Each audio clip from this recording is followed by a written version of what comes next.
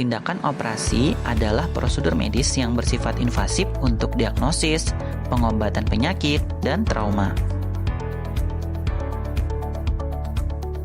Setelah dilakukan pemeriksaan lengkap dan diputuskan untuk dilakukan tindakan operasi, pasien dan keluarga akan diinformasikan terkait tindakan operasi. Baik pasien maupun keluarganya harus menyadari bahwa tindakan medis, operasi sekecil apapun mempunyai resiko. Oleh karena itu, setiap pasien yang akan menjalani tindakan medis wajib menuliskan surat pernyataan persetujuan dilakukannya tindakan medis, baik terkait pembedahan dan anestesi. Adapun tahap-tahap operasi adalah preoperasi, intraoperasi, dan postoperasi.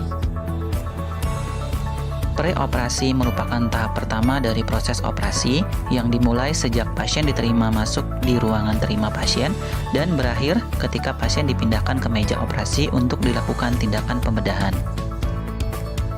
Sebelum dilakukan pembedahan, penting dilakukan pemeriksaan status kesehatan secara umum, meliputi identitas klien, riwayat penyakit dahulu, riwayat penyakit sekarang, riwayat alergi, asma, riwayat kesehatan keluarga, dan pemeriksaan fisik lengkap, dan pemeriksaan penunjang, seperti cek darah lengkap, ronsen, dan lain sebagainya. Beritahukan kepada perawat atau dokter jika Anda memiliki riwayat penyakit, alergi, riwayat asma, dan informasi lain yang diperlukan. Ini penting agar operasi dapat berjalan dengan lancar. Pasien juga diwajibkan puasa sebelum operasi. Hal ini bertujuan untuk mencegah terjadinya aspirasi atau muntah yang menyebabkan masuknya makanan ke saluran pernapasan. Lamanya puasa biasanya 6-8 jam. Ikutilah petunjuk dari dokter atau perawat di ruangan kapan Anda mulai berpuasa. Dokter juga akan menginformasikan obat apa yang akan diminum dan obat apa yang harus di-stop sebelum operasi.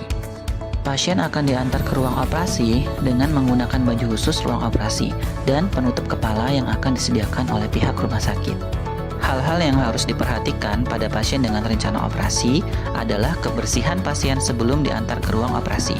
Harus dalam keadaan bersih dengan cara diseka maupun dimandikan untuk menghindari infeksius. Kemudian, pasien wajib melepas perhiasan, menghapus make up, kutek, gigi palsu, dan lain sebagainya.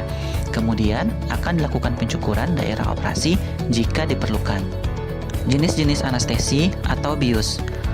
Terdapat 3 jenis anestesi, yaitu pertama, anestesi lokal, digunakan pada area yang kecil karena operasinya bersifat minor.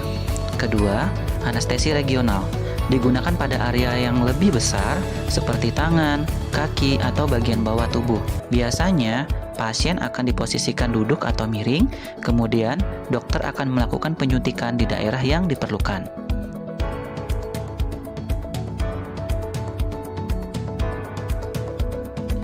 Ketiga, anestesi umum, digunakan untuk operasi besar.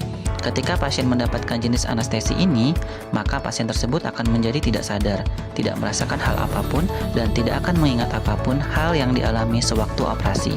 Jenis bius atau anestesi yang akan dilakukan pada pasien tergantung atas indikasi atau kebutuhan pasien. Fase intraoperasi adalah tindakan yang dilakukan semenjak pasien masuk ke dalam kamar operasi. Fase ini berfokus pada proses prosedur pembedahan sesuai dengan rencana pembedahan yang akan dilakukan.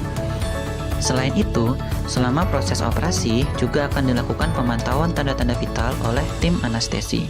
Setelah prosedur operasi selesai, pasien akan dibawa ke ruang rawat pulih atau recovery room. Di sana, perawat bertugas mengkaji efek anestesi atau bius, memantau tanda-tanda vital, efektivitas jalan napas, dan mencegah komplikasi yang mungkin timbul pasca pembedahan.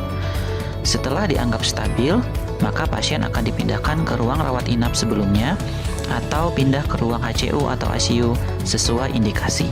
Setelah pasien dibawa ke ruangan, perawat akan menginformasikan terkait puasa setelah operasi dan tirah baring jika diperlukan. Ikutilah instruksi yang diberikan oleh perawat atau dokter.